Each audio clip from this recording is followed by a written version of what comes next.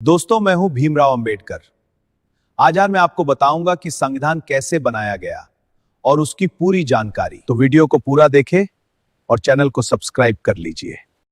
एक राष्ट्र का उदय और संविधान की नींव साल 1947। भारत के इतिहास का वह मोड़ जहां सदियों की गुलामी की जंजीरें टूटने वाली थीं, लेकिन स्वतंत्रता की उस सुनहरी सुबह के साथ एक बहुत बड़ा सवाल भी खड़ा था। आजाद भारत का भविष्य कैसा होगा? किस नियम पर यह देश चलेगा? कौन से कानून होंगे जो कश्मीर से कन्याकुमारी तक और गुजरात से अरुणाचल तक हर एक नागरिक को एक धागे में पिरोकर रखेंगे? अंग्रेजों का शासन खत्म हो रहा था, लेकिन अब बारी थी खुद को शासित करने की, खुद को एक ढांचा देने की। यही वह समय था जब भारत ने अपने सबसे महत्वपूर्ण ग्रंथ को लिखने की कलम उठाई। वह ग्रंथ जिसे हम भारत का संविधान कहते हैं। दिल्ली की फिजाओं में सियासी सरगर्मियां तेज थीं। संसद भवन का वह सेंट्रल हॉल जो आज भी गवाह है उस ऐतिहासिक मंथन का, वहां देश के कोने कोने से विद्वान, वकील, स्वतंत्रता सेनानी और विचारक इकट्ठा हुए थे। उनका मकसद केवल एक किताब लिखना नहीं था, बल्कि एक ऐसे जीवित दस्तावेज को जन्म देना था जो आने वाली सदियों तक भारत के लोकतंत्र की रक्षा कर सके। यह कोई आसान काम नहीं था। भारत जैसे विशाल, विविधतापूर्ण और जटिल देश के लिए नियम बनाना मानो समुद्र की लहरों को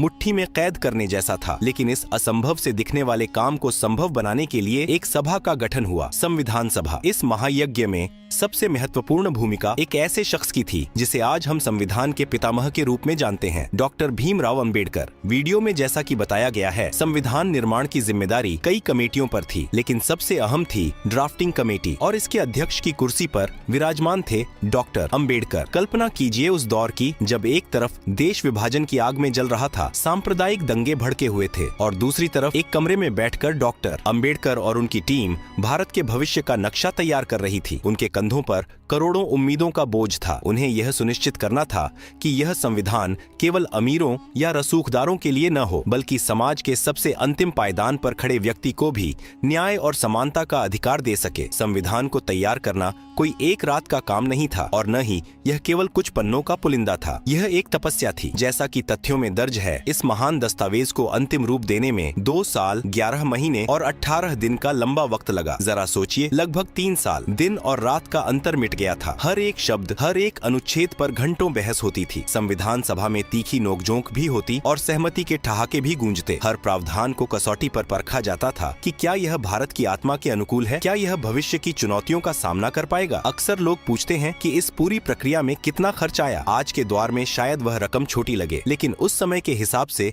वह एक बहुत बड़ी धनराशि थी। वीडियो के तथ्यों के मुताबिक भारत के संविधान को तैयार करने में कुल लगभग 64 लाख रुपए का खर्च आया था। यह पैसा केवल कागज और स्याही का नहीं था, यह उस बौद्धिक संपदा का निवेश था जिसने भारत को दुनिया का सबसे बड़ा लोकतंत्र बनाया। यह खर्च उन यात्राओं का था जो दुनिया भर के संविधानों को समझने के लिए की गई, उन बहसों का था जो रिकॉर्ड की गई, और उस प्रशासनिक ढांचे का था जिसने इस पूरी प्रक्रिया को सुचारू रूप से चलाया। जब हम डॉक्टर अंबेडकर के नेतृत्व की बात करते हैं तो हमें उनकी दूरदर्शिता को नमन करना पड़ता है। उन्होंने ड्राफ्टिंग कमेटी के अन्य सदस्यों के साथ मिलकर एक ऐसा मसौदा तैयार किया जो न केवल कानूनी रूप से ठोस था, बल्कि सामाजिक रूप से भी संवेदनशील था। उन्होंने पहले ही भांप लिया था कि भारत को एक मजबूत केंद्र की जरूरत है, लेकिन साथ ही राज्यों को भी अपनी शक्तियां चाहिए। उन्होंने धर्म, जाति, भाषा और क्षेत्र से ऊपर उठकर हम भारत के लोग की भावना को कागज पर उतारा। लेकिन क्या संविधान केवल वकीलों द्वारा लिखा गया एक नीरस दस्तावेज था? नहीं, यह तो भारत की कहानी थी। जब यह बनकर तैयार हुआ तो यह दुनिया का सबसे लंबा लिखित संविधान बन गया। इसके मूल रूप में 395 अनुच्छेद, 22 भाग और 8 अनुसूचियां थीं। इसकी विशालता का अंदाजा इसी बात से लगाया जा सकता है कि इसकी मूल प्रति में ही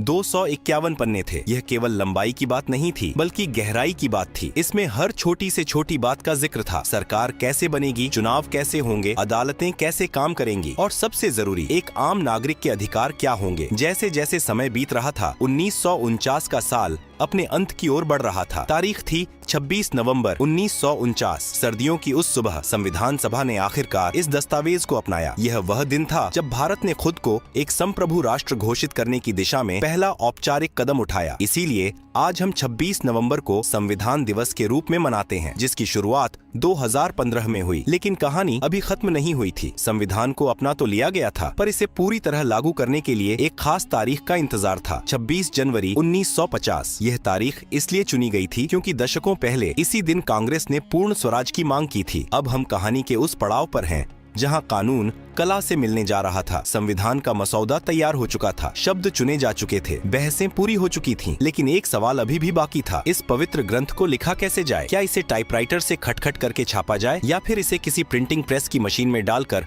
हजारों कॉपियों में बदल दिया जाए? नहीं, भारत का संविधान कोई साधारण सरकारी फाइल नहीं था। यह भारत की आत्मा की आवाज थी और आत्मा को मशीनों से नहीं, हाथों से उकेरा जाना चाहिए था। यही एंट्री होती है एक ऐसे कलाकार की जिनके हाथों में मानो जादू था। नाम था प्रेम बिहारी नारायण रायजादा। वीडियो में जैसा कि बताया गया है, पंडित नेहरू ने प्रेम बिहारी जी से संपर्क किया और उनसे संविधान को लिखने का आग्रह किया। जब बात मेहनताने की आई तो प्रेम बिहारी जी ने जो जवाब दिया, उसने इतिहास के पन्नों में उनका नाम सुनहरे अक्षरों में लिख दिया। उन्होंने कहा, मुझे एक भी पैसा नहीं चाहिए, मेरी बस एक शर्त है, संविधान के हर पन्ने पर मेरा नाम होगा और अंतिम पन्ने पर मेरे नाम के साथ मेरे दादाजी राम प्रसाद सक्सेना का नाम होगा। यह शर्त एक कलाकार का अपने गुरु और पूर्वजों के प्रति सम्मान थी। सरकार ने इसे मान लिया। प्रेम बिहारी रायजादा का काम शुरू हुआ। उन्होंने अंग्रेजी के इटैलिक्स स्टाइल में बड़े ही खूबसूरत और प्रवाहमय तरीके से लिखना शुरू किया। जरा सोचिए उस धैर्य की। 251 पन्ने, हजारों शब्द और एक भी गलती की गुंजाइश नहीं। अगर एक भी शब्द गलत हुआ तो पूरा पन्ना बदलना पड़ता। स्याही में डूबी हुई निब जब कागज पर चलती थी तो एक राष्ट्र का भविष्य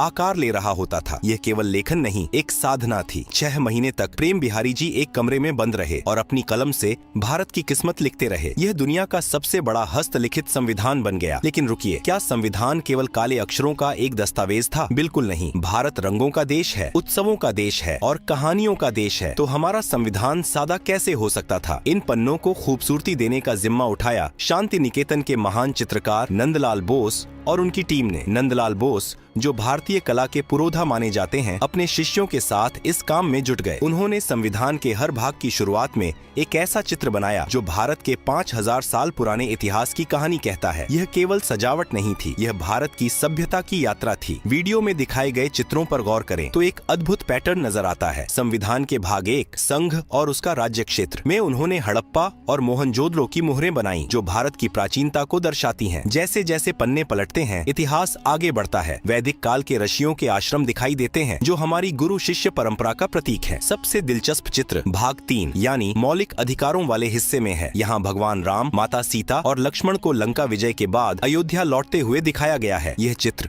यूं ही नहीं चुना गया था। राम राज्य को न्याय और आदर्श शासन का प्रतीक माना जाता है और मौलिक अधिकार भी नागरिक को न्याय दिलाने का सबसे बड़ा हथियार है। इसी तरह भाग 4 नीति निर्देशक तत्व में भगवान कृष्ण अर्जुन को गीता का उपदेश देते हुए नजर आते हैं जो कर्तव्य और कर्म का संदेश है। शांति निकेतन के कलाकारों ने किसी धर्म विशेष को नहीं बल्कि भारत की समग्र संस्कृति को उकेरा। पन्नों पर भगवान बुद्ध और महावीर के चित्र शांति और अहिंसा का संदेश देते हैं। फिर इतिहास मध्यकाल में प्रवेश करता है। भाग 6 और उसके आगे के पन्नों पर बादशाह अकबर और मुगल वास्तुकला की झलक मिलती है। फिर आता है मराठा और सिख साम्राज्य का द्वार जहां छत्रपति शिवाजी महाराज और गुरु गोविंद सिंह जी के चित्र वीरता की गाथा सुनाते हैं। और आखिर में स्वतंत्रता संग्राम भाग 9 और अन्य हिस्सों में महात्मा गांधी की दांडी यात्रा, नोआखाली में दंगा पीड़ितों के बीच बापू और नेताजी सुभाष चंद्र बोस की आजाद हिंद फौज को दर्शाया गया है। यानी जब आप संविधान के पन्ने पलटते हैं तो आप केवल कानून नहीं पढ़ते, आप सिंधु घाटी से लेकर 1947 तक के भारत को अपनी आंखों से देखते हैं। नंदलाल बोस और उनकी टीम ने इन चित्रों को बनाने के लिए सोने की पत्तियों और प्राकृतिक रंगों का इस्तेमाल किया ताकि ये रंग कभी फीके न पड़े। बॉर्डर पर बनाए गए फूल पत्तियां, कमल और हाथी भारत के पर्यावरण प्रेम को दिखाते हैं। प्रेम बिहारी की लिखावट और नंदलाल बोस की कलाकारी ने मिलकर संविधान को एक जीवंत म्यूजियम बना दिया। यह वह दौर था जब कला और कानून एक दूसरे के पूरक बन गए थे। एक तरफ अनुच्छेदों की गंभीरता थी तो दूसरी तरफ चित्रों की सुंदरता। यह दस्तावेज बता रहा था कि भारत अपनी जड़ों से जुड़ा रहकर ही आसमान छू सकता है। लेकिन इतना सुंदर शरीर तैयार होने के बाद अब बारी थी इसमें आत्मा डालने की। यह आत्मा थी संविधान के विचार, उसके मूल्य और उसकी शक्ति। आखिर हमने दुनिया भर के संविधानों को पढ़कर क्या सीखा? अमेरिका से हमने क्या लिया? ब्रिटेन से हमने क्या उधार लिया? और कैसे भारत ने इन सब को मिलाकर अपनी एक अलग पहचान बनाई? हम जानेंगे संविधान के उन स्रोतों के बारे में जिन्होंने भारत को दुनिया का सबसे शक्तिशाली लोकतंत्र बनाया और उस प्रस्तावना के बारे में जो संविधान का सार है। संविधान के पन्ने सज चुके थे, तस्वीरें उकेरी जा चुकी थीं और कानून लिखा जा चुका था। एक शरीर पूरी तरह तैयार था, लेकिन एक शरीर तब तक बेजान रहता है जब तक उसमें आत्मा न हो। भारत के संविधान की यह आत्मा बसती है उसके पहले पन्ने पर, जिसे हम प्रस्तावना कहते हैं। वीडियो में इसका जिक्र बड़े ही खास ढंग से किया गया है। जब आप संविधान खोलते हैं तो सबसे पहले आपकी नजर उन सुनहरे शब्दों पर पड़ती है, हम भारत के लोग। यह केवल एक लाइन नहीं, एक उद्घोषणा थी। यह बता रही थी कि अब भारत पर कोई राजा या अंग्रेज नहीं, बल्कि खुद भारत की जनता राज करेगी। इस प्रस्तावना में 4 ऐसे शब्द पिरोए गए जो इस नए भारत की दिशा तय करने वाले थे: न्याय, स्वतंत्रता, समानता और बंधुत्व। इसे संविधान का परिचय पत्र भी कहा जाता है, जो बताता है कि अंदर लिखे हजारों कानूनों का असली मकसद क्या है। लेकिन एक सवाल अक्सर उठता है और वीडियो में भी इस पर प्रकाश डाला गया है: क्या भारत का संविधान हमारा अपना है या हमने इसे दुनिया से उधार लिया है? आलोचक इसे उधार का थैला कहते थे, लेकिन डॉक्टर अंबेडकर ने इसका जवाब बड़े ही गर्व से दिया था। उन्होंने कहा था, हमें इस बात में कोई शर्म नहीं है कि हमने दुनिया के संविधानों से कुछ सीखा है। यह सच है कि हमारे संविधान निर्माता दुनिया भर में घूमे। उन्होंने अमेरिका, ब्रिटेन, आयरलैंड, कनाडा और कई अन्य देशों के संविधानों को छाना, लेकिन उन्होंने नकल नहीं की बल्कि मंथन किया। उन्होंने उन देशों की खूबियों को तो लिया, लेकिन उनकी कमियों को वहीं छोड़ दिया और उन्हें भारतीय परिस्थितियों के हिसाब से ढाल लिया। उदाहरण के लिए, जैसा कि वीडियो में बताया गया है, हमने ब्रिटेन से संसदीय प्रणाली और कानून का शासन लिया। क्यों? क्योंकि हम अंग्रेजों की इस व्यवस्था से वाकिफ थे और इसे भारत में लागू करना आसान था। फिर हमारी नजर अमेरिका पर गई। वहाँ से हमने सबसे शक्तिशाली चीज ली: मौलिक अधिकार और न्यायिक समीक्षा। इसका मतलब यह था कि अगर सरकार कोई ऐसा कानून बनाए जो जनता के खिलाफ हो, तो सुप्रीम कोर्ट उसे रद्द कर सकता है। यह ताकत हमने अमेरिका से सीखी। फिर बारी आई आयरलैंड की। वहाँ से हमने राज्य के नीति निर्देशक तत्व लिए, जिसका मतलब था कि सरकार की नैतिक जिम्मेदारी क्या होगी: शिक्षा, स्वास्थ्य और रोजगार। और आखिर में कनाडा से हमने सीखा कि एक विशाल देश को एक साथ कैसे रखा जाए, यानी एक मजबूत केंद्र के साथ संघीय ढांचा। इन सब को मिलाकर जो तैयार हुआ, वह दुनिया का सबसे लंबा लिखित संविधान बन गया। वीडियो के तथ्यों के मुताबिक इसमें लगभग 1,45,000 शब्द हैं। कोई और देश इसके आसपास भी नहीं ठहरता। जब यह लागू हुआ तो इसमें 395 अनुच्छेद, 22 भाग और 8 अनुसूचियां थीं। आज जैसा कि वीडियो में अपडेट किया गया है, संशोधनों के बाद इसमें लगभग 470 अनुच्छेद, 25 भाग और 12 अनुसूचियां हो गई हैं। यह लंबाई इसकी कमजोरी नहीं, इसकी ताकत है। भारत जैसे विविधतापूर्ण देश में, जहां हर कोस पर पानी और 4 कोस पर वाणी बदलती हो, वहां हर चीज को स्पष्ट लिखना जरूरी था ताकि भविष्य में कोई विवाद न हो। लेकिन इस विशाल किताब के दिल में क्या था? वह था आम आदमी का कवच, मौलिक अधिकार। संविधान के भाग 3 में हमें 6 ऐसे अधिकार मिले जिन्होंने एक प्रजा को नागरिक बना दिया। समानता का अधिकार, चाहे राजा हो या रंक, कानून की नजर में सब बराबर। स्वतंत्रता का अधिकार, बोलने की, घूमने की और जीने की आजादी। शोषण के विरुद्ध अधिकार, कोई किसी को गुलाम नहीं बना सकता। धर्म की स्वतंत्रता, आप जिस भगवान को चाहें पूजें या न पूजें। संस्कृति और शिक्षा का अधिकार, अपनी भाषा और लिपि को बचाने का हक। संवैधानिक उपचारों का अधिकार, और अगर इनमें से कोई भी हक छीना जाए तो आप सीधे सुप्रीम कोर्ट का दरवाजा खटखटा सकते हैं। डॉक्टर अंबेडकर ने इसी छठे अधिकार को संविधान का हृदय और आत्मा कहा था। इस भाग में हमने देखा कि कैसे दुनिया भर के ज्ञान को निचोड़कर और भारत की जरूरतों को मिलाकर एक ऐसा दस्तावेज तैयार हुआ जो न केवल लंबा था बल्कि लचीला भी था। यह समय के साथ बदल सकता था, लेकिन अपनी मूल भावना को नहीं खो सकता था। अब सब कुछ तैयार था। वह तारीख नजदीक आ रही थी जिसका इंतजार सदियों से था। हस्ताक्षर हो चुके थे, स्याही सूख चुकी थी, लेकिन इस संविधान को सुरक्षित कहाँ रखा जाए? 26 जनवरी की उस सर्द सुबह क्या हुआ था? और आज 70 साल बाद वह असली किताब जिस पर प्रेम बिहारी की कलाकारी और डॉक्टर अंबेडकर के हस्ताक्षर हैं, वह कहाँ है? क्या वह सुरक्षित है? समय का चक्र घूमते घूमते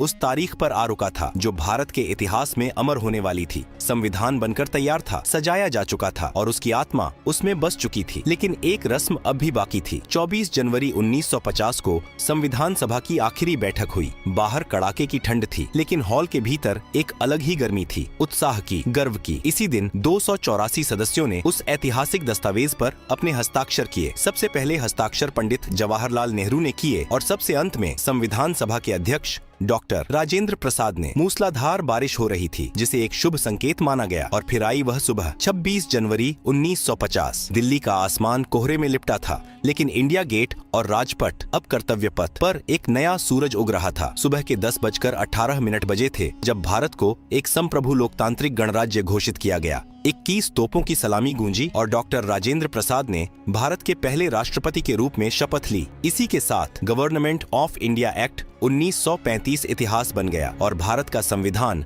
देश का सर्वोच्च कानून बन गया। तिरंगा फहराया गया और जन गण मन की धुन ने फिजाओं में देशभक्ति घोल दी। लेकिन सवाल ये है कि 26 जनवरी ही क्यों? संविधान तो 26 नवंबर 1949 को ही तैयार हो गया था। उसे 2 महीने तक क्यों रोका गया? जवाब इतिहास के पन्नों में छिपा है। 1930 में इसी तारीख को कांग्रेस ने लाहौर अधिवेशन में पूर्ण स्वराज की मांग की थी और रावी नदी के तट पर तिरंगा फहराया था। उस ऐतिहासिक प्रतिज्ञा को सम्मान देने के लिए संविधान निर्माताओं ने 26 जनवरी का दिन चुना। यह केवल एक तारीख नहीं बल्कि उन शहीदों को श्रद्धांजलि थी जिन्होंने स्वराज का सपना देखा था। अब जब संविधान लागू हो गया तो उस मूल प्रति का क्या हुआ जिसे प्रेम बिहारी रायजादा ने महीनों की मेहनत से लिखा था और नंदलाल बोस ने सजाया था? क्या उसे किसी अलमारी में बंद कर दिया गया? नहीं, वह मूल प्रति आज भारत की सबसे सुरक्षित धरोहरों में से एक है। वीडियो में जैसा बताया गया है, यह नेशनल आर्काइव्स ऑफ इंडिया या संसद भवन की लाइब्रेरी में एक विशेष कक्ष में रखी गई है, लेकिन इसे हवा में खुला नहीं छोड़ा गया है। कागज की सबसे बड़ी दुश्मन होती है हवा और नमी। ऑक्सीजन के संपर्क में आने से कागज पीला पड़ने लगता है और गलने लगता है। इसे वैज्ञानिक भाषा में फॉक्सिंग कहते हैं। हमारे संविधान को इस फॉक्सिंग से बचाने के लिए विज्ञान का सहारा लिया गया। इसे एक एयर टाइट कांच के केस में रखा गया है, लेकिन इसके अंदर हवा नहीं है। इसके अंदर भरी गई है हीलियम गैस। हीलियम एक अक्रिय गैस है जो किसी भी चीज के साथ प्रतिक्रिया नहीं करती। यह सुनिश्चित करती है कि कागज, स्याही और सोने की पत्तियां वैसी ही चमकती रहें जैसी वे 1950 में थीं। हर साल इस चैम्बर की जांच की जाती है ताकि गैस का दबाव बना रहे। अमेरिका के संविधान को भी इसी तरह संरक्षित किया गया है, लेकिन भारतीय सुरक्षा तकनीक उससे भी कहीं आगे है। यह केस कैलिफोर्निया की एक कंपनी के सहयोग से भारत में ही विकसित किया गया था। आज भी जब कोई विदेशी मेहमान या शोधकर्ता वहां जाता है तो उसे वह काली स्याही और सुनहरे चित्र वैसे ही जीवंत दिखते हैं। और हाँ, एक छोटा सा रहस्य जो पिछले भाग में छूट गया था। वीडियो में आपसे एक सवाल पूछा गया था कि हिंदी में संविधान किसने लिखा? अंग्रेजी कॉपी तो प्रेम बिहारी रायजादा ने लिखी, लेकिन हिंदी अनुवाद को लिखने वाले कलाकार थे वसंत कृष्ण वैद्य। उनका नाम भी इतिहास में उतना ही महत्वपूर्ण है। उन्होंने भी अपनी कलम से देवनागरी लिपि में भारत की तकदीर को उकेरा था, जिसे भी उसी सम्मान के साथ संरक्षित किया गया है। 70 साल से ज्यादा हो चुके हैं। दुनिया बदली, सरकारें बदली, तकनीक बदली, लेकिन भारत का संविधान आज भी अडिग खड़ा है। यह केवल वकीलों की किताब नहीं है। यह एक गरीब किसान को हक देती है कि वह अपनी जमीन की रक्षा कर सके। यह एक महिला को शक्ति देती है कि वह संसद में खड़ी होकर सवाल पूछ सके। यह एक छात्र को अधिकार देती है कि वह शिक्षा मांग सके। अमन सर के इस वीडियो और हमारी इस डॉक्यूमेंट्री का मकसद केवल आपको तथ्य रटाना नहीं था। मकसद यह एहसास दिलाना था कि जब आप कहते हैं मैं भारतीय हूँ, तो आप उस विरासत का हिस्सा होते हैं जिसे डॉ. अंबेडकर, प्रेम बिहारी रायजादा, नंदलाल बोस और उन 244 सदस्यों ने अपने खून पसीने से सींचा था। आज वह मूल प्रति हीलियम के चैम्बर में सुरक्षित है, लेकिन संविधान की असली सुरक्षा उस कांच के बक्से में नहीं बल्कि भारत के 140 करोड़ लोगों के दिलों में है। जब तक हम इसके मूल्यों, न्याय, स्वतंत्रता, समानता और बंधुत्व का पालन करते रहेंगे, तब तक भारत का लोकतंत्र अमर रहेगा। जय हिंद, जय भारत, जय संविधान।